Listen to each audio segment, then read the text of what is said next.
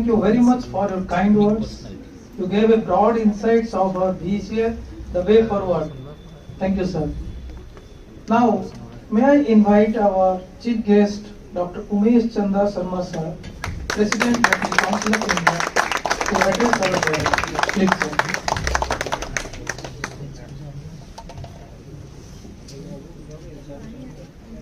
सबसे पहले मैं इस पावन पवित्र जगन्नाथ की भूमि को नमन करता हूँ।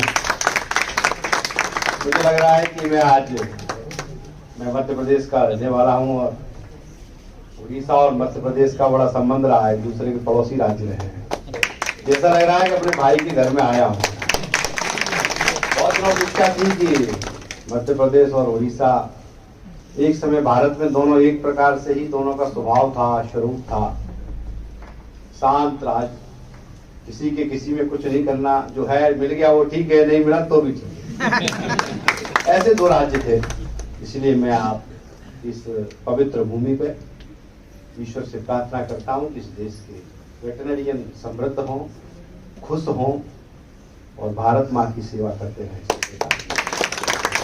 आज के इस कार्यक्रम में उपस्थित वेटरनरी काउंसिल ऑफ इंडिया के सेक्रेटरी आदरणीय विनोद भट्ट जी, हमारे डीन साहब सुषेण कुमार पंडा जी, हमारे senior mentor doctor R Patnaik sir, जिनको हम वर्षों से जानते हैं, उन्होंने वेटरनरी काउंसिल ऑफ इंडिया में भी रहे हैं, ऐसे पटनायक सर, हमारे मिश्रा जी रजिस्ट्रार साहब, हमारी जो एसोसिएशन अभी 3 साल से बनी है, इसके प्रेसिडेंट जदुनाथ जी, जनरल सेक्रेटरी मोहंता जी, लेडी बेड बैंक की बहन संजीवनी पटेल,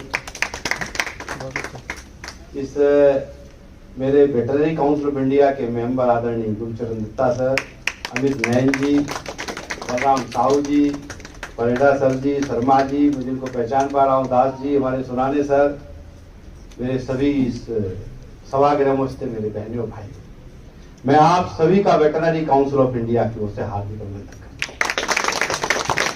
आज का सब्जेक्ट बड़ा बहुत जोरदार है, transforming of veterinary, transformation veterinary का। आपको लगता नहीं है कि देश बदल रहा है और भारत बदल रहा है, और तो स्वाभाविक बात है वेटरनरी भी बदलेगा। एक समय था कि अमेरिका के राष्ट्रपति ने भारत के पूर्व प्रधानमंत्री को व्हाइट हाउस में 45 मिनट वेट कराया था, लेकिन आज वही अमेरिका पांव पल के बड़ा बिछा के पूरा अमेरिका भारत का अभिनंदन कर रहा है। देश बदल रहा है। बदलाव हम सब देख रहे हैं।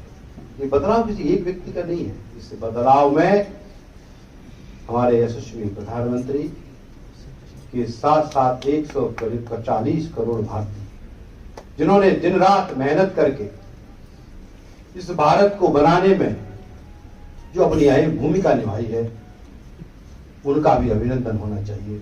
इसलिए दुनिया आज भारत की ओर देख रही है। दुनिया का वेटरनरियन भी भारत की ओर देख रहा है।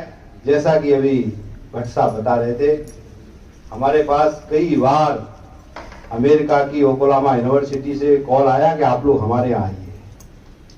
ये हमारे बढ़ते कद का, हमारी बढ़ती ताकत का प्रमाण है कि हम सब बदल रहे हैं और ट्रांसफॉर्मेशन हो रहा है। पर्टिकुलर एक प्रोफेसर के नाते भारत में आजादी के अमृत महोत्सव में कहा है कि हम आजादी के 75 साल में जा रहे हैं। इसीलिए हर किसी ने इस देश के अंदर जो भी प्रोफेशनल लोग थे, उन्होंने कहा कि इस देश को बनाने में हमारी बड़ी भूमिका है। मेडिकल साइंस ने कहा कि हम कहां थे आजादी के बाद और हम कहां पहुंच गए। दुनिया में मेडिकल टूरिज्म भारत में बढ़ा। कई देशों के लोग भारत में सस्ता इलाज कराने, आपने देखा होगा, लोग आते। ये हमारी उपलब्धि है। इस देश के कई लोगों ने दूर संचार क्रांति में आपने देखा कितना परिवर्तन हुआ। इंजीनियरिंग के क्षेत्र में आपने देखा कि भारत में किस प्रकार से इंफ्रास्ट्रक्चर का डेवलपमेंट हुआ, इसलिए इस देश के इंजीनियर का भी अभिनंदन होना चाहिए। इस देश में मिसाइल टेक्नोलॉजी, अब जो हमारे राष्ट्रपति अब्दुल कलाम, एपीजे अब्दुल कलाम, जिनकी आज हम सब याद करते हैं, उनके कारण आज मिसाइल टेक्नोलॉजी हम लोग कहाँ है, दुनिया हमारा इस मामले में नतमस्तक है। आधार में आपने देखा कि हम आधार जैसी एक योजना यूआईडी लेके आए कि भारत में हमने जो है नीलकणी जैसे व्यक्तियों ने आज इसके लिए बहुत बड़ा ट्रांसफॉर्मेशन हुआ।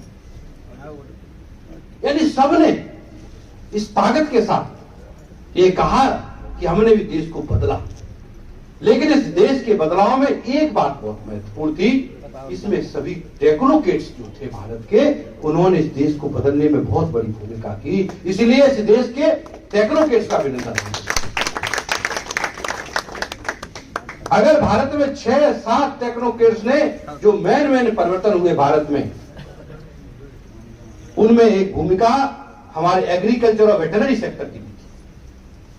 इसलिए कई बार जब बात करते हैं, अपने स्वाभिमान की बात करते हैं, तो भारत में एक समय ऐसा था कि अमेरिका भारत को लाल गेहूं देता था, वो भी बड़ी मुश्किल से हमको देता था, उसमें भी बड़ा एहसान करता था। लेकिन आज आप देखिए कि ग्रीन रिवॉल्यूशन जो भारत में हुआ, आज दुनिया में हम सबसे बड़े खाद्य उत्पादक हैं और दुनिया को हम सप्लाई करते हैं। इसीलिए देश का स्वामीनाथन ने जो हमारा जो ग्रीन रिवॉल्यूशन है, उसकी उनका अभिनंदन होना चाहिए। अब बात आई कि हमने इस देश को क्या दिया, बात हमारे स्वाभिमान की भी है। एक समय ऐसा था भारत में, पटनायक सर यहाँ सीनियर हैं और भी बैठे हैं, कि दूध पाउडर भारत को अमेरिका भेजता था और इस देश में गरीब लोग, जो भी लोग आप सबको लाइन पर लग के दूध देना पड़ता था, वो दूध पाउडर के लिए। ये बात मैं नहीं कह रहा हूं, ये रजत शर्मा जो भारत के इंडिया टीवी के एक टीवी कार्यक्रम, उन्होंने कहा था कि हम लोगों को जब दूध की आवश्यकता पड़ती थी तो हमको लाइन पर लगना। लेकिन मित्रों, ये वही वेटरनरी इस देश के, आज दुनिया में अगर किसी ने सबसे ज्यादा दुग्ध उत्पादक वाला देश है तो भारत देश है। और हमने अपनी समाज के लिए, अपने देश के लिए, आज हमने दूध के लिए कहीं उपलब्धता में कमी नहीं है भारत में, इसीलिए इस देश के वेटरनरियन का भी अभिनंदन होना चाहिए। इसीलिए हम आजादी के अमृत महोत्सव में हम भी बड़ी शान के साथ कहते हैं कि हमने भी, इस देश के वेटरनरियन ने भी इस भारत को बहुत कुछ दिया है। जिस प्रकार अन्य लोगों ने सेवा देश की है, उस प्रकार हमने भी उसी कमिटमेंट के साथ भारत की सेवा की है और आगे भी करते रहेंगे। हमें इससे फर्क नहीं पड़ता कि सरकार ने हमें कितना दिया, सरकार ने हमारे लिए क्या इंफ्रास्ट्रक्चर दिया, सरकार ने हमें कितनी सुविधाएं दी, हमारे लोगों को काम करने के लिए क्या दिया, लेकिन हमने सेवा उत्कृष्टता के साथ की और इसी का परिणाम है भारत के अंदर कई बीमारियां भारत से हमने बाहर की, दिन रात मेहनत करके बाहर की। रिंडरपेस्ट जैसी डिसीज हमारे अपने पशु चिकित्सकों ने गांव में जा जाके, ग्रामीण क्षेत्रों में जा जाके लोगों के अंदर अवेयरनेस करके हमने इतना काम किया कि भारत को आज इस स्थिति पहुंचाने में हमारा भी बहुत बड़ा योगदान है। इसलिए स्वाभिमान के साथ भारत का वेटरनरियन बहुत छाती ठोक के कह सकता है कि हमने भी देश को बहुत कुछ दिया। जब और अभी आपने देखा कोविड के समय पे कि किस प्रकार से दुनिया में एक संकट आया, और ऐसा संकट आया जिसमें मेडिकल साइंस हतप्रभ रह गई। उसके सामने ये समझ में नहीं आ रहा था कि क्या करें क्या नहीं करें। ऐसे ऐसे देश, अमेरिका जैसे देश जो कहते थे हमने दुनिया में सब कुछ जीत लिया है, उनके आगे स्थिति को भी देख के लगता था कि मानवता त्राही त्राही कर। ऐसे समय भी इस देश के वेटरनरियन ने अपने आप को समाज के साथ खड़ा करके रखा। भारत के कई राज्यों के वेटरनरियन ने दिन रात मेहनत करके, हमारे शिक्षाविदों ने कोविड टेस्ट के लाखों टेस्ट परफॉर्म किए और हजारों मनुष्यों की जान बचाई। उसके साथ साथ पूरे भारत के अंदर कोई वेटरनरी डिस्पेंसरी या वेटरनरी हॉस्पिटल ऐसा नहीं था जिसमें हमारे वेटरनरियन ने, उस समय जब सब लोग घर पे थे अंदर, लेकिन वेटरनरियन अपने पशु पालकों के लिए दिन रात काम कर रहा था। और हमारे काम करते करते हमारे 250 से 300 वेटरनरी डॉक्टर इस दुनिया से चले गए सेवा करते करते। इसलिए मैं उनको भी इस मंच की ओर से श्रद्धांजलि देता हूं। इसलिए गौरवशाली इतिहास हमारा रहा है। हम गौरवशाली, हम समाज का काम करने निकले हैं, इसलिए हमारा कल्याण, हमारा कोई नुकसान कभी नहीं कर सकता। बस जरूरत है हम सब एक साथ मिलकर, एक विचार के साथ पूरे देश में। मैं जब भी कहीं जाता हूं तो मैं हमेशा कहता हूं, मैं एक ही बात कहता हूं, केरल के वेटरनियन को अगर कोई दुख होता है तो उसके दुख में कश्मीर से कन्याकुमारी तक, उत्तर से पूरब से पश्चिम, सभी को दुख में सम्मिलित होना चाहिए। हम सब एक झंडे के नीचे अपनी बात को लोकतांत्रिक तरीके से कहने का हमको साहस होना चाहिए। और हमने देखा पिछली बार कि देश की एक राजनीतिक व्यक्ति ने हमारे वेटरनियन के प्रोफेशन के लिए अपशब्दों का उपयोग किया और हमने देश के अंदर एक साथ मिलकर लड़ाई को। आज मुझे जब भी जाता हूं, मैं नागालैंड में जाता हूं, नॉर्थ ईस्ट में जाता हूं, तो मुझे वहां की बहनें जब मिलती है तो मुझे भाई मिलते हैं तो वो यही बात कहते हैं कि आपने एक अच्छा काम किया कि हम सबको जोड़ के साथ रखा। और मैंने तो गर्व की बात है, मुझे तो उस वक्त गर्व हुआ जब हम इस आंदोलन को कर रहे थे। एक प्राइवेट वेटरनियन जो किसी कंपनी में था, वो भी अकेला कुर्सी पर बैठ के एक काला झंडा, काला अपना ब्लैक रिबन लगा के विरोध कर रहा था। यही वेटरनियन ताकत, और यही ताकत जिंदा रहेगी। हम सरकार से अपने अधिकारों के लिए भी लड़ेंगे, अधिकार भी प्राप्त करेंगे, समाज के लिए काम भी करेंगे। देश के लिए हमारा कमिटमेंट है इस देश को आगे बढ़ाना। मैं हमेशा कहता हूं कि इसको कोई खत्म नहीं कर सकता, इस डिपार्टमेंट के स्वाभिमान को कोई कम नहीं कर सकता। समय लग सकता है, क्यों? उसके पीछे कारण है। मैं जिस जगन्नाथ की धरती पर हूं, भगवान कृष्ण ने भी कहा है कि मैं सब जीवों में हूं। और वेटरनियन का एक काम है कि वो मनुष्य के अलावा जितने भी जीव हैं उनकी कष्टों को दूर करने का उसका काम। और जो उन जीवों के लिए हम काम करते हैं, इसलिए हम अप्रत्यक्ष रूप से ईश्वर के लिए काम कर सकते, वो बोल नहीं सकते। आप अंदाज करो, हमको पैसा नहीं मिलता होगा, बहुत सही बात है, हम बहुत पैसा हमको नहीं मिलता, लेकिन जब कोई मूक प्राणी जिसको कष्ट है, जिसको पीड़ा है, और जब आप उसका इलाज करते हैं, उससे आपको जो अंदर की अनुभूति मिलती है और जो उसका आशीष मिलता है, यही हमारी सबसे बड़ी ताकत है। इसीलिए मैं कहता हूं कि मेरा वेटरनियन ईश्वरी काम करता है, इसीलिए उसे कोई समाप्त नहीं कर सकता। कोई भी कितना भी प्रयास कर ले, क्योंकि हम लोग हम उन पशुपालकों के लिए काम करते हैं जो गरीबी रेखा से अंतिम छोर पर खड़े। उनका घर नहीं चलता है। अगर किसी की गाय और भैंस बीमार होती है और अगर उसके दूध नहीं होता है तो उस परिवार की पीड़ा आपको पता है। इसलिए आप दोनों के लिए काम करते हैं, इसलिए हम मानवता के लिए भी काम करते हैं, पशुओं के लिए भी काम करते हैं। इसीलिए आपका मान और सम्मान जो है कभी कम नहीं होगा। बस अपने आप को मजबूती के साथ खड़े करके रखो। मुझे पता है, जैसा कि अभी प्रेसिडेंट वेटरनरी एसोसिएशन के बात कर रहे थे, बहुत सारे विषय ऐसे हैं जिन पर चर्चा होनी चाहिए देश में। सबसे पहले चर्चा होनी चाहिए, हमने शुरू में ही कहा था, इंडियन वेटरनरी एसोसिएशन की तरफ से हमने कहा था कि वन स्किल, वन पे, वन नेशन, ये हमारा एजेंडा है। हमने वेटरनरी काउंसिल ऑफ इंडिया से भी कहा है, चूंकि लेकिन स्टेट का सब्जेक्ट है, इसीलिए हम लोगों ने कई जगह, और ये हमने भारत सरकार से कहा भी, हमारी मंत्री, सौभाग्य की बात है कि मंत्री हमारे बालियान जी हैं, कि हम अभी एक एडवाइजरी सभी राज्यों को भेजेंगे कि एक पे एक स्किल होना चाहिए। डेजिग्नेशन, वन डेजिग्नेशन भी क्यों होना चाहिए, अलग अलग डेजिग्नेशन भी नहीं होना चाहिए। इस पर हम लोग काम कर रहे हैं। दूसरा, आपने कहा कि स्टैंडर्ड, आईबीसी एक्ट में कोई भी स्टैंडर्ड, आईबीसी एक्ट में to regulate the veterinary practice. हालत यह है कई जगह तो डिस्पेंसरी में कुर्सी तक नहीं है, कई जगह इंस्ट्रूमेंट नहीं है, इसलिए हमने minimum standard veterinary practice regulation देश में लागू करने का निर्णय किया। लेकिन मुझे दुख ये होता है कि जब मैं इस काम को कर रहा था, मुझे नहीं पता कितने लोग उड़ीसा से आए थे, मैंने सबको निमंत्रण भेजा था कि आप अपना आइए, अपनी बात। मैंने हमेशा डेमोक्रेसी का सम्मान किया कि हम डेमोक्रेसी में जीते हैं और डेमोक्रेसी हमारे खून में है, इसलिए हमेशा डेमोक्रेसी का सम्मान करता हूं कि कोई भी चीज करो देश में सबसे बातचीत करके करो। उड़ीसा में समस्या अलग हो सकती है, मध्य प्रदेश की अलग हो सकती है, साउथ की अलग हो सकती है, सब मिलके एक साथ बैठेंगे तो मुझे लगता है कि अच्छे रास्ते पर जाएंगे और हमने उसमें एक प्रावधान किया है, कोई भी डिस्पेंसरी, नॉन रजिस्टर्ड वेटरनरी या डिस्पेंसरी या लाइव स्टॉक जो हेल्थ सेंटर होते हैं, पैरा वेटरनरियन उसको डील नहीं करेगा, उसको हेड नहीं करेगा, वेटरनरियन हेड करेगा। ये हमारा पहला उसमें है। मैंने कहा, अभी मैं जनरल सेक्रेटरी से बात कर रहा था कि आपने शायद इसको पढ़ा नहीं है।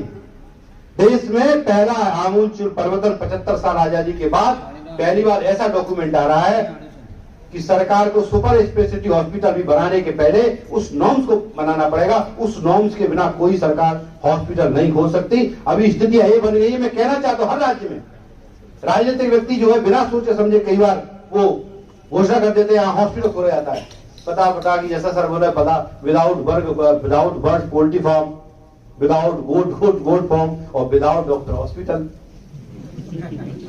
ये सब दूर कैसे होगा? इसका हल क्या होगा? इसका हल एक ही है कि बहुत जल्दी आने वाले समय में मैं भगवान जगन्नाथ की, मैंने ये काम तिरुपति से स्टार्ट किया था और भगवान जगन्नाथ जी से भी मैं अनुरोध करता हूं कि प्रभु इस पे हमारे यदि आप आशीर्वाद दो कि जल्दी से जल्दी रेगुलेशन लागू, जिससे हमारे वेटरनरियंस को एक तो हमारे पद बढ़े, उनके लिए सुविधाएं बढ़े, उनको नए नए इंस्ट्रूमेंट और नए इंस्ट्रूमेंट में काम करने का अवसर प्राप्त हो। और हमारा उद्देश्य केवल हमारे सुविधाएं नहीं, इससे समाज के पशुपालकों को उसका लाभ मिले अंतर्गत। तो हमारा कमिटमेंट सभी का क्या है? सभी का कमिटमेंट एक ही है कि भारत के पशुपालकों को क्वालिटी वेटरनरी सर्विसेज मिले, साथ में जितने भी मनुष्य के अलावा जीव है सबको अच्छी चिकित्सा व्यवस्था मिले। यही हमारा परम धर्म कर्तव्य है।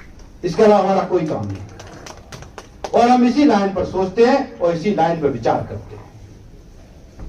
एक नया परिवर्तन भी वेटरनरी में हुआ है कि लेडी वेटरनरियन मेरी बहनें बैठी हुई हैं। ये बड़ा पुरुष प्रधान विभाग माना जाता था एक समय, लेकिन अभी ये भी ट्रांसफॉर्मेशन हो रहा है। इस परिवर्तन को स्वीकार करना चाहिए। इसीलिए हमने लेडी वेट कॉन्फ्रेंस स्टार्ट किया, शक्ति 1, शक्ति 2। आपने देखा होगा कि मैं जब भी भारत के किसी कोने में जाता हूं तो मुझे अक्सर यही कहा जाता है कि सर अब की बार कब होने वाला है।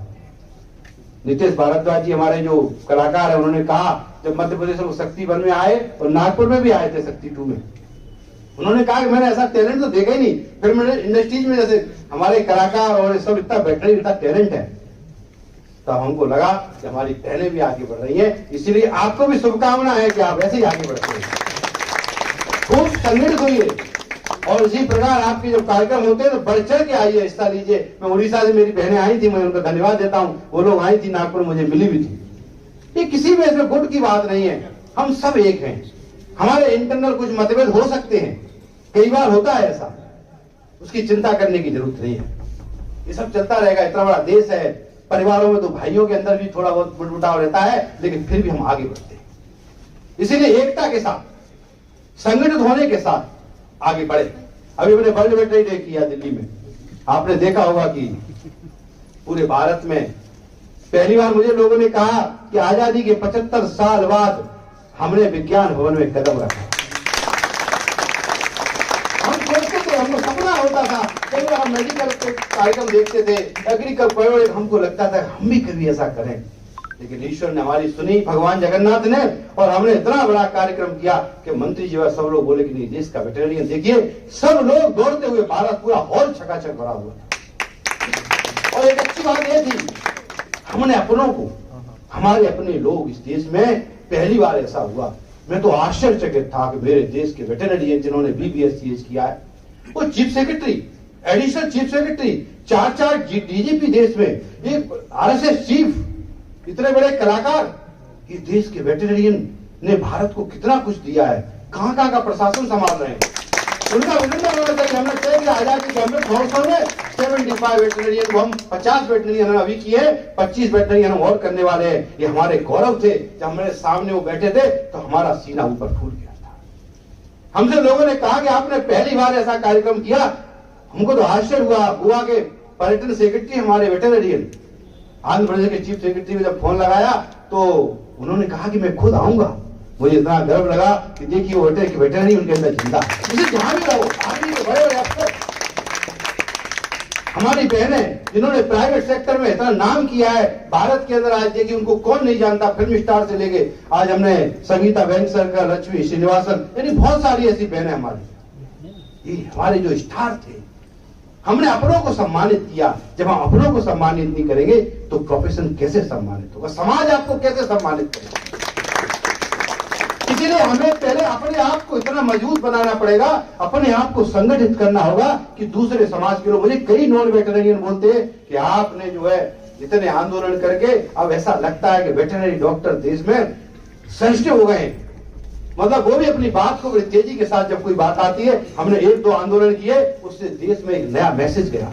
हमें मीडिया में स्थान नहीं मिलता था, लेकिन आज हमको मीडिया में स्थान मिलता है। आज टाइम्स ऑफ इंडिया में स्थान मिलता है हमको।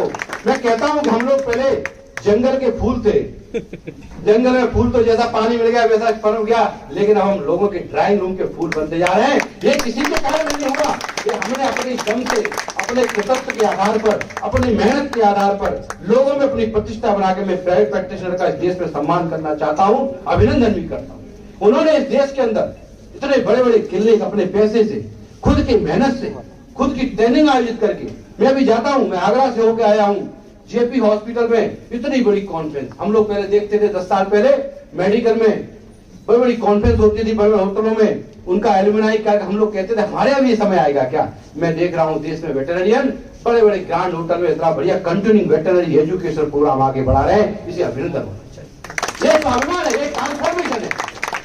कोई गवर्नमेंट किसी का ट्रांसफॉर्मेशन नहीं करती, कोई सेक्रेटरी किसी का ट्रांसफॉर्मेशन नहीं करता, कोई पॉलिटिकल व्यक्ति नहीं करता, ये खुद स्टेक होल्डर जो हम सब लोग वेटरनियन हैं, सब मिलके आगे बढ़ेंगे, तब इस देश पे ट्रांसफॉर्मेशन वेटरनियन का। हमने तय किया कि पीजी रेगुलेशन हम बनाने वाले हैं। हम लोग बहुत जल्दी कंटिन्यूइंग वेटरनरी एजुकेशन प्रोग्राम बनाने वाले हैं। फील्ड वेटरनियन के लिए कंपलसरी होगा कि उसको अगर रजिस्ट्रेशन रिन्यूअल करना है तो इतने ट्रेनिंग होना चाहिए। हम इस पर भी काम कर रहे हैं। हमने कहा है कि पीजी रेगुलेशन में, पीजी में सबको मेडिकल से स्टाइपेंड मिलना चाहिए, हम उस पर भी आगे आ रहे हैं। हमने यूजी कोर्स कैरिकुलम को भी चेंज करने का प्रयास किया है, उसमें जो नए आधुनिक तरीके से क्या हो सकता है उस पर परिवर्तन करने का प्रयास कर रहे हैं। दूसरा एक सबसे बड़ा जो इशू हमारे सामने है, क्वैकरी। हमने क्वैकरी के बारे में कहा कि सोशल अवेयरनेस चलाइए। वर्ल्ड वेटरनरी डे के एक वीक पहले हमने कहा कि हम सप्ताह घोषित करेंगे आने वाले समय में, जो पूरे भारत के अंदर एक साथ हम क्वैकरी के खिलाफ, क्योंकि सामाजिक अवेयरनेस जब तक नहीं होगी, समाज में आपके प्रति जागरूकता नहीं आएगी, जब तक आप जो है क्वैकरी खत्म नहीं कर सकते। ये बिल्कुल सत्य है। इसका कारण है, मेडिकल में आज से 20 साल पहले क्वैक्स काम करते थे, आज तो कान में दर्द होता तो ईएनटी के पास जाता है, ईएनटी के पास। क्यों? इस सोशल अवेयरनेस। हमारे साथ प्रॉब्लम ये है कि जो पेट में 90% वेट काम कर रहा है, 10% क्वैक का, लेकिन लार्ज एनिमल में 90% क्वैक काम कर रहा है, 10% वेट का। इस पर विचार करना चाहिए। हमें अपना भी आत्ममंथन करना चाहिए कि हमारी कुछ कमियां हैं, उनको भी हम कई बार वेटरनरी डॉक्टर में गवर्नमेंट नौकरी पा जाते हैं, फिर हम काम नहीं करते, हम फिर हॉस्पिटल नहीं जाते, हम फिर अपने जो गौ सेवक और पैरामेड उससे काम कराते हैं। ये हमारी अपनी कमियां हैं। हमने अपने, अभी पटनायक साहब बोल रहे थे कि हमारे अपने वेटरनरी के डायरेक्टर हमने खो दिए। क्यों खो दिए? हमने अपनी अक्षमता के कारण। कहीं ना कहीं हमें इसे विचार करना चाहिए कि हमारे पद भारत में ब्यूरोक्रेसी पे क्यों जा रहे हैं। हालांकि देश में एक बात मैं फिर कहना चाहूंगा, इस मन से याद हो सकता है सोशल मीडिया पे भी चल रहा है, मैंने इसलिए शुरुआत में कहा कि इस देश को बदलने में टेक्नोक्रेट्स का बहुत बड़ा हाथ है। इन प्रिंसिपली मैं मानता हूं कि भारत के अंदर जो डायरेक्टर है, चाहे वेटरनरी के हो, किसी भी फील्ड के हो, वो टेक्निकल होना चाहिए, क्योंकि सेक्रेटरी ऑलरेडी ब्यूरो पे होता है। इस व्यवस्था को भारत में देखना चाहिए। मैं इस मंच के माध्यम से इस राज्य सरकार को भी, मैं कश्मीर में गया, वहां भी यही विषय आया, उड़ीसा में भी यही विषय आया। हालांकि मैं तो पाकिस्तान में, मेरे मध्य प्रदेश में ऐसा नहीं है, और टेक्निकल डायरेक्टर। मैं इस मंच से माननीय मुख्यमंत्री जी को भी, बहुत यशस्वी मुख्यमंत्री हैं आपके, बहुत बढ़िया मुख्यमंत्री हैं, श्रेष्ठ मुख्यमंत्री हैं, वेटरनरी के उनका अच्छा भाव है और एक अच्छे राजनीतिक व्यक्ति है, उनसे भी आग्रह करूंगा कि कम से वेटरनरी डायरेक्टर होना चाहिए इस बात में। और जहां तक ICVR की बात है, Indian council of veterinary research, Bharat सरकार सहमत है, लेकिन होता यह है कई बार कहते हैं जागीरदारी होती है, किसी की जागीरदारी छिनती है ना, तो आदमी कहता है हमारे जागीर से बाहर कैसे जा रहे हैं। उसमें यही हुआ है, कुछ लोगों को कष्ट हुआ और उन्होंने उसको नेगेटिव फीडिंग किया, लेकिन लेकिन हमारा ये मानना है कि हम सब मिलके इस काम को आगे बढ़ाएंगे और आईसीबीआर बहुत जल्दी बनेगा, आप निश्चिंत रहिए। मैंने कहा ना कि यूनिवर्सिटी काम से कोई रोक नहीं सकता। भारत के अंदर हम पढ़ते थे, पटनायक सर हैं, क्या हमको पता था कब यूनिवर्सिटी होगी? 116 वेटरनरी यूनिवर्सिटी काम कर रहे हैं। मैं सर तत्काल, मुझे ध्यान में नहीं था, लेकिन आपसे मेरी बात हुई थी, मैं मुख्यमंत्री जी को यूनिवर्सिटी के लिए जरूर लिखूंगा और यूनिवर्सिटी यहाँ खुले और मुझे आता है मुख्यमंत्री जी काम करेंगे। आसाम में भी इलेक्टेड है, आसाम में अनाउंस हो चुका है, लेकिन वहां भी यूनिवर्सिटी अभी नहीं बनी है, लेकिन हमारे साथ एक एंटी फोर्स भी काम करता है इस मामले में, इसलिए भी ध्यान रखना चाहिए। वो दोनों फोर्स काम करते हैं, अब देखते हैं आगे बढ़ेगा। आप सब समझ रहे हैं, मैं नाम नहीं लेना चाहता, इसलिए हम आगे बढ़ेंगे। और मैं एक बात आपको और कह कि कभी कभी डिग्री का नाम बदलने का बड़ा विषय आता है। आज देश में दो मत है। कई बार क्या होता है, कुछ लोग कहते हैं इसका नाम डीबीएम कर दो, क्योंकि इसलिए डीबीएम के बारे में विचार आता है कि पूरी दुनिया में जो हमारे लोग जाते हैं, आपको नहीं पता, मुझे नहीं, कितना लोगों को पता है बीबीएस आपको ब्रिटेन से आया, पता है ना? ब्रिटेन ने चेंज कर दिया, हम आज भी उसी लाइन पे हैं। होता क्या है, हमको एग्रीकल्चर जैसे ट्रीट किया था। अगर डीबीएम होगा तो डॉक्टर वेटरनरी मेडिसिन का जो है स्मार्ट है, मुझे लगता है ज्यादा लोगों का। पहले बीबीएससी ब्रिटेन में था, ब्रिटेन वालों ने बदल दिया, बैचलर ऑफ वेटरनरी मेडिसिन कर दिया, बोर्ड ने बीबीएम कर दिया, आप चाहो तो देखो। इसलिए हम क्यों उसके पीछे पड़े? हमारा कहने का मतलब ये कोई कंफ्यूजन नहीं होगा भाई, क्या कंफ्यूजन होगा? डॉक्टर दुनिया में सभी जगह यही डिग्री दी जाती है, पाकिस्तान में बांग्लादेश में डिग्री देता है। उसका परिणाम यह है कि बाहर के लोग पाकिस्तान में पढ़ने जाते हैं, बांग्लादेश में पढ़ने जाते हैं, हमारे यहाँ पढ़ने भी नहीं आते, क्योंकि हम बीबीएससी देते। अमेरिका वाले भी हमारी डिग्री को 10 बार वेरीफाई करते हैं। तो दुनिया में ग्लोबली चूंकि बस विश्व एक है, इसलिए हमें कुछ अगर समयानुकूल परिवर्तन करने पड़े, अगर कुछ कठोरता करनी पड़े, तो हमें करना चाहिए, क्योंकि दुनिया के साथ चलना। मैं एक बात और कहना चाहता हूं, कभी कभी हमको लगता है कि हम जीवन को बहुत सरलता से जीते हैं। अरे ये सब ठीक है ना, आराम चल रहा, क्यों चेंज करते हो? लेकिन अगर समयानुकूल परिवर्तन नहीं किया, सभी ने किया, मेडिकल ने भी किया, प्रोफेसर ने, सबने किया ना, परिवर्तन तो किया। हमें अगर समयानुकूल और नीड बेस्ड हमने अगर चेंज नहीं किया अपने आप, हमने अपना स्टैंडर्ड बना के नहीं रखा, हॉस्पिटलों में भी हमने अगर स्टैंडर्ड प्रोटोकॉल नहीं किया, तो समाज में हमारी प्रतिष्ठा के बारे में थोड़ा सा धूमिल होती है। आपने देखा होगा हमारे प्राइवेट क्लिनिक में आप कभी जाइए, आपको पता नहीं जानकारी है कि नहीं, आप मल्टीनेशनल रतन टाटा जैसे लोग वेटरनरी हॉस्पिटल खोलने वाले देश में, जापान के एनजीओ ने शायद 2-3 हॉस्पिटल, वहां 2 हॉस्पिटल लॉन्च किए, उसका उद्घाटन करने में। आप देखो तो उनको जाके, आप देखो तो वेटरनरी काम हो गई। मैं लोगों को मध्य प्रदेश में ही कहता हूं कि देखो वेटरनरी काम हो गई। मुंबई वगैरह में डॉक्टरों को फुर्सत ही नहीं। इवन ये हो गया है कि नया चेंज है ट्रांसफर के, लोग सरकारी नौकरी छोड़ के, मेरे मध्य प्रदेश 2-3 डॉक्टर नौकरी छोड़ दी, नहीं करना, इतना बिजी है। मेडिकल में सुना होगा, वेटरनरी कम सुना होगा। ये है ट्रांसफर, ये परिवर्तन है। जब परिवर्तन नीचे तक जाए और उस समाज के परिवर्तन के साथ हम परिवर्तन हमें दिखे, तब उसको हम परिवर्तन कहते हैं। इसलिए आज के इस मंच पर मैं यही बात कहना चाहूंगा आप सबसे कि परिवर्तन हमको करना है। सामाजिक प्रतिष्ठा हमारी कैसे बढ़े, ये मैंने जो आपसे कहा कि मजबूती के साथ समाज में अपना पक्ष रखना। कभी कोई ब्यूरोक्रेट्स के सामने अगर जाते हो तो पूरी तैयारी के साथ जाओ, क्योंकि गूगल पे पहले ही पढ़ चुका है वो सब कुछ। आजकल गूगल भाई साहब ऐसे आ गए हैं कि वो सबको डॉक्टर बना दिए देश में। इसीलिए नॉलेज आप हमेशा अपग्रेड करके रखिए। अगर विदाउट नॉलेज आप कितने बड़े पद पे पहुंचेंगे, आप सम्मान नहीं मिलेगा, एकदम फैक्ट। कुछ कड़वे सत्य हैं। पढ़ना लिखना मत छोड़ो। नई नई टेक्नोलॉजी वेटरनरी में, मैं हमेशा कहता हूं कि न्यू टेक्नोलॉजी जो भी आती है वेटरनरी में इतनी लेट पहुंचती है जब तक तीसरी आ जाती है। इसीलिए टेक्नोलॉजी का ट्रांसफॉर्मेशन नीचे कैसे हो, नीचे तक, ये भी ट्रांसफॉर्मेशन। किसान बदल रहा है, पशुपालक बदल रहा है, वो स्मार्ट हो रहा है, उसके बदलाव के साथ आपको भी बदलना है। पता पड़ा आपसे ज्यादा वो जानता है, उसने 4 मेडिसिन बता दी। इसीलिए अपने आप को अपडेट रखना, पढ़ाई करना, और अगर आपको लगता है कि मुझे कुछ अलग से ट्रेनिंग लेना है, अपने पैसा खर्च करके लेना, तो भी जाइए, क्योंकि डॉक्टर कभी रिटायर्ड नहीं होता। जब तक आप वृद्ध हो जाएंगे तब तक लोग आपके पास आएंगे। मैं उड़ीसा सर्विस वेटरनरी एसोसिएशन से भी अनुरोध करता हूं और स्टेट वेटरनरी काउंसिल से भी कि डेमोक्रेटिक, मैं हमेशा से कहता हूं भारत में एक प्रॉब्लम है, हमारे भी डिस्ट्रिक्ट यहाँ एसोसिएशनों के बड़े लफड़े हैं। कोई बन जाती है, फिर वो उसी पे बैठ जाते हैं, फिर वो बंद हो जाती है, फिर दूसरी खुलती है, फिर बता रहे दूसरी वाला बैठेगा, तीसरी खोलती है। ये हमारे कुछ राज्यों की है।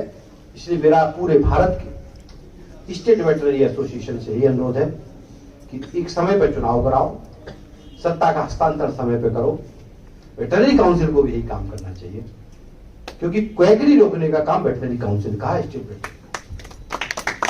अगर आपने ये नहीं किया तो आप कितने भी संघ बना लें, हमें कुछ नहीं होने वाला। और कभी ये भी चिंता नहीं करना चाहिए कि एसोसिएशन आज बनी है तो कल से वो काम पूरा कर देगी, ऐसा भी नहीं होगा। वो उनका काम संघर्ष करना है, सरकारों को अपना रिप्रेजेंटेशन देना है, इसी को पूरा समय दो, उनको धन भी दो, उनके लिए व्यवस्थाएं भी करो। ऐसा नहीं हमारे यहाँ कई बार होता है, एक बार सदस्य बन गए उसके बाद आप सब जिम्मेदारी उन्हीं की, ऐसा नहीं। मूवमेंट में भी आओ, कोई आंदोलन कर तो उसमें भी हिस्सा लो, लेकिन सब एक रहो, एक साथ, एक मन, एक विचार के साथ, और विचार एक ही होना चाहिए। हम अपने इस प्रोफेशन की कमिटमेंट रहे। मैं एक बार एक बैंक मैनेजर के साथ बैठा था, तो बार बार घड़ी देख रहे थे, तो मैंने उनसे बोला आप घड़ी बार बार देख रहे हो, ऐसा क्यों? बोले मुझे यूनियन की बैठक में जाना है। तो इतना प्रॉम्प्ट, हमारे यहाँ तो लोग ऐसे चले जाते हैं जैसे शादी में आते हैं। तो बोले आपकी, इसलिए तो आपकी यूनियन कोई पूछता नहीं है, हमारे यहाँ यूनियन इसलिए लोग पूछते हैं। जैसे बैंक यूनियन, रेलवे यूनियन में आप देखिए, उन्होंने बरसों के अपने एक सिस्टम को बनाया है। इसीलिए यूनियन में भी कैसे यूनियन होना, आदर्श। गांधी जी कहते थे ना कि पहले अपने आप को सुधारो, समय पर अनुशासन हो, फाइनेंशियल ट्रांसपेरेंसी हो, समय पर चुनाव हो। जैसा कि अभी उड़ीसा स्टेट वेटरनरी काउंसिल में कितने डीओ लिख चुका हूं चीफ सेक्रेटरी को, आप देखिए मेरे पत्रों को, हमेशा लिखता हूं। हमेशा मैंने जो भी स्टेट का इशू हुआ, मुझे अगर पता लगा, मैंने हमेशा चीफ सेक्रेटरी को लिखा। अभी उत्तराखंड में भी ऐसे ही था, वहां भी चुनाव हो गए। झारखंड, बिहार में भी जब से चुनाव ही नहीं हुए। यानी अगर हमने अपने स्टेट वेटरनरी काउंसिल को स्ट्रेंथनिंग नहीं किया, तो आने वाले समय में हम जो सभी को काम करना है, एक आदमी काम नहीं करता, सभी संस्थाएं काम करती। मैंने कहा कोऑर्डिनेशन, एसोसिएशन, काउंसिल, यूनिवर्सिटी। अभी तक तो एक नई प्रॉब्लम है कि हमारा जो यूनिवर्सिटी है, कॉलेज, उसका भी कोई संबंध नहीं होता, जबकि फील्ड की प्रॉब्लम्स को यूनिवर्सिटी या कॉलेज को ट्रांसफर होना चाहिए, और ट्रांसफर होने को उनको विचार विमर्श होना चाहिए, एक साथ मिलकर हमें काम करना चाहिए।